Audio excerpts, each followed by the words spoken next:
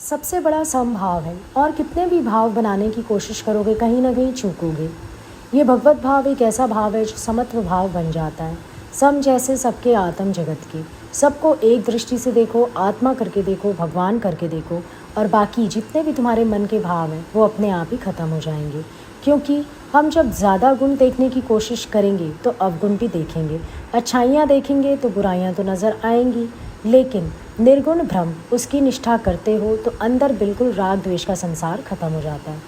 जब अंदर ये भावना बन जाती है कि भगवान के सिवाय कुछ बना ही नहीं, तो अंदर ना राग रहता है ना द्वेष, वरना गुण देख के राग पनपता है और अवगुण देख के द्वेष पनपता है और समभाव नहीं बन पाता।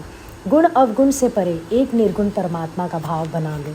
सब स्वरूपों को धारण करने वाला कौन है, ये तत्व दृष्टि बना लो। जो रोज़ गुरु बात करता है, चमची दृष्टि अजायो दिव्य दृष्टि ज़रूरी। ये जो चमड़े की आँख है ये बेकार है, और दिव्य दृष्टि क्यों ज़रूरी है? क्योंकि वही हमारे मन को खाली करती है। जब तक मेरा सर्वत्र एक ही भाव नहीं बनता है तब तक मन में द्वंद्व रहते हैं, लेकिन एक ही भाव बनता है परमात्मा का तो सारे द्वंद्व अंदर से ख़त्म हो जाते हैं। करने नहीं पड़ते, अपने आप ख़त्म हो जाते हैं, क्योंकि ये ईश्वर का भाव बनते ही और तो कुछ बाकी रह ही नहीं जाता। ना किसी गुण में आसक्ति बनती है और ना किसी अवगुण से द्वेष की भावना बनती है। तो भगवत भाव में ये संभव है और किसी भाव में संभव नहीं है। नाम रूप में जहाँ तुम चले जाओगे, आकार में ही तो विकार है, कोई छूट ही नहीं सकता। फिर अब आप विकार खाली बुराई को बोलते हो, अच्छाई भी तो विकार है किसी की, क्योंकि अगले को खुद भी अभिमान बांधता है उस अच्छाई का, और हमारे मन में भी कहीं ना कहीं आसक्ति तो आ ही जाती है, इसीलिए वो भी एक विकार है। तो आकार में विकार ही बोल दिया सीधा साधा, लेकिन निराकार निर्विकार है। जब निराकार पे दृष्टि चली जाएगी, अब आप देखो, दिया देखते हो, या तो आप ज्योत देखो या दिया देखो। दिया देख रहे हो तो उसमें भी भिन्नता है। दिया कभी गोल दिखता है, कभी चौकोर दिखता है, कभी चांदी का है, कभी सोने का है, एक मुंह वाला है, चार मुंह वाला है, बहुत सारी विभिन्नताएं हैं। लेकिन जब ज्योत पे नज़र चली जाती है तो विभिन्नता नहीं रहती। फिर हम क्या कहते हैं कि 100 दियों में भी ज्योत एक ही है, प्रकाश एक ही है।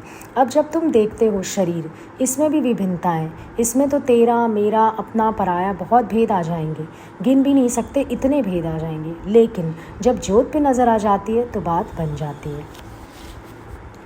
ये ज्योत कैसे प्रकट होती है? गुरु की शिक्षा से। सब में वही ज्योत स्वरूप परमात्मा है, वही ज्योत जल रही है सबके अंदर। आत्मिक शक्ति से ही तो सब शरीरों की सबको सत्ता मिली हुई है, वरना तो सारे मुर्दे हैं। इसको बोलते हैं अरथी, यानी इसका रथी उतर गया, अब ये हो गया अरथी। अब इसका कोई अस्तित्व नहीं है, अब इसकी कोई बात नहीं रह गई, अब इसके चक्कर में मत पड़ो, इसको जला दो।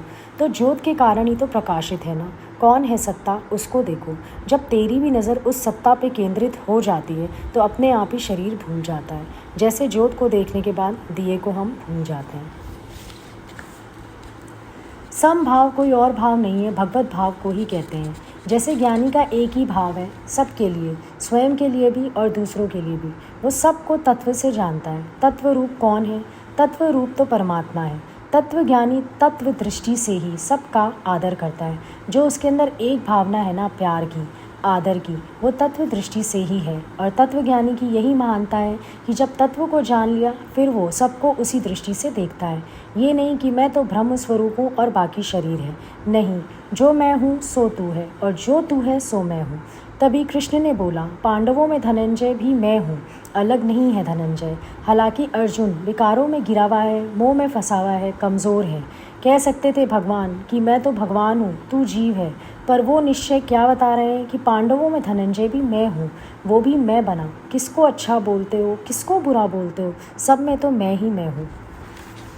अब देखो, आप सोनार के यहाँ जाते हो, जितना भी गहना वहाँ रहता है वो आप जानते हो एक बात कि सब सोना ही सोना है। बड़े से बड़ी चीज़ भी सोने की है और छोटे से छोटी चीज़ भी सोने की है।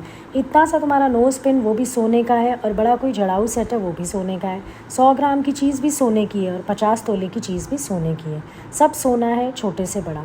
अब चींटी में, हाथी में, भगवान ने क्या बताया गीता में? उधर से इतना बड़ा हाथी बता दिया और इधर से इतनी छोटी सी चींटी बता दी। उधर से ब्राह्मण बता दिया और उधर से चांडाल बता दिया। मतलब बताया सब में तत्व रूप से मैं ही विद्यमान हूँ। एक ही बात बताई उन्होंने। अब हम बहुत सारे स्वरूप देखते हैं, समझो तुम दर्शन करो भगवान के तो इतने सारे स्वरूप लगे हुए हैं सामने, लेकिन हम सब जानते हैं कि वो है तो सब एक। ड्रेस सबकी अलग है, पोज अलग है, स्माइल अलग है, सब कुछ अलग है, फिर भी तुम क्या जानते हो कि सब में है तो भगवान का ही स्वरूप। तुम किसको देख रहे हो? तुम ना कपड़े देख रहे हो, तुम ना गहने देख रहे हो, ना तुम पोज देख रहे हो, तुम उनको देख रहे हो कि वो ही तो है।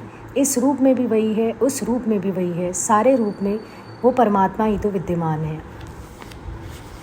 नामदेव यही तो गलती कर रहा था, भगवान को सर्वत्र नहीं जान रहा था, इसीलिए कोशिश भी करता था, तैयारी भी करता था। फिर जब भगवान परीक्षा लेने आते, फिर वो आकारों में खो जाता था और भूल जाता था। कभी उसको कसाईन दिखती है, कभी कोई दिखता है, कभी उसको घिन आने लगती है, कभी उसको कर्म से चिढ़ हो जाती है, कभी कुछ देखता था, कभी कुछ देखता था। फिर भगवान हंसते थे, नहीं पहचाना ना मुझे तू हर जगह। फिर बोलता था, फिर कोशिश करूँगा। 3 बार भगवान ने उसको ऐसा चांस दिया। जब गोरा कुमार के यहाँ से थापी खा के आया, उसके बाद नाराज़ हो गया बहुत। तो भगवान समझाने लगे कि तू मुझे सर्वत्र नहीं जानता है। बोला, जानता हूँ।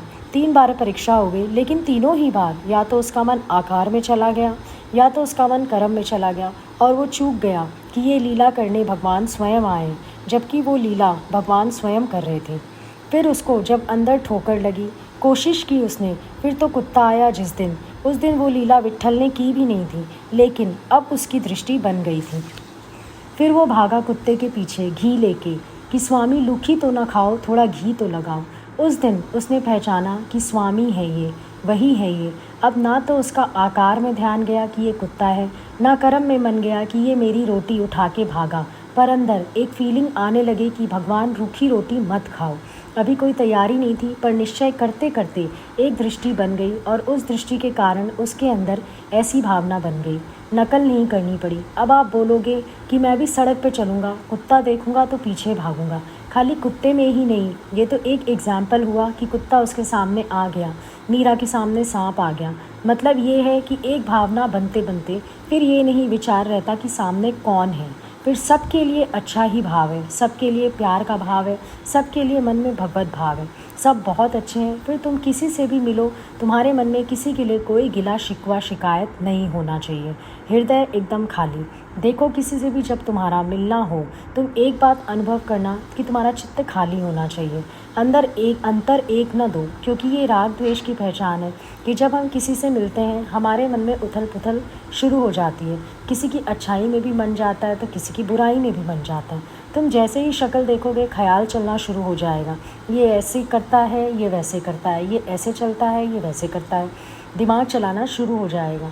जहाँ भी किसी के लिए मन में कोई बात पड़ी होती है, सामने अगले के आते ही तुम्हारे अंदर अपने आप विचार चलने लगेंगे, और बाहर से तुम अच्छा व्यवहार भी अगर करोगे, पर अंदर मन में ख्याल चल रहे होंगे, और एट प्रेजेंट भी कर्म में ध्यान जा रहा होगा। लेकिन ज्ञानी की स्थिति क्या है? वो बिल्कुल निर्संकल्प होता है अंदर से। जैसा भी कोई सामने आ जाए उसकी मुस्कान निश्चल है। संसार में हमारी मुस्कान में छल होता है कि बाहर से हम मुस्करा रहे हैं और अंदर हमारे जो है कोई ना कोई ख्याल चल रहा है, विचार चल रहा है, बात चल रही है, उलझन हो रही है, दुखी हो रहे हैं, ऐसे अंदर होता रहता है।